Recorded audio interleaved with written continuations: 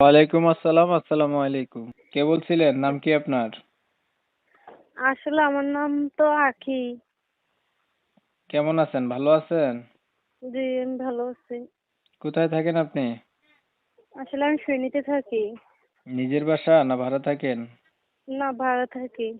নিজেদের বাড়িঘর নাই? না, নিজেদের বাড়িঘর আগে আসলে এখন নাই বর্তমানে। বাসাতে আছে কে কে আপনার? বাসাতে আছে আমার আম্মু আছে আর আমরা 2 বোন। বাবা নাই? না, আব্বু নাই, আব্বু মৃত্যুবরণ করছে আরো বহু আগে। বর্তমানে আপনার বয়স কত? 18। কি করেন আপনি? আসলে আমি বাসা বাড়িতে কাজ করি। বিয়ে কি হয়েছে একবারও? না, বিয়ে এখনো হয় নাই। প্রতিবেদন আর করছিলেন কখনো? না না না, এই প্রথম মানুষের মানে আমার সাথে একজন করছে তো এখন আমিও করতেছি এরকম আর কি। কি চাইতেছেন বলেন? আমি চাইতেছি আমার একটা মানে মন মতন পাইলেই মানে যাতে আমার বিয়ে করে, বুঝে শুনে, আমি গরিব হিসাবে আমার বিয়ে শাদী করে, এরকম একটা মনের মানুষই পাই। আপনার কথা শুনে যদি কারো ভালো লাগে এই নাম্বারে ফোন দিলে পাবে আপনাকে?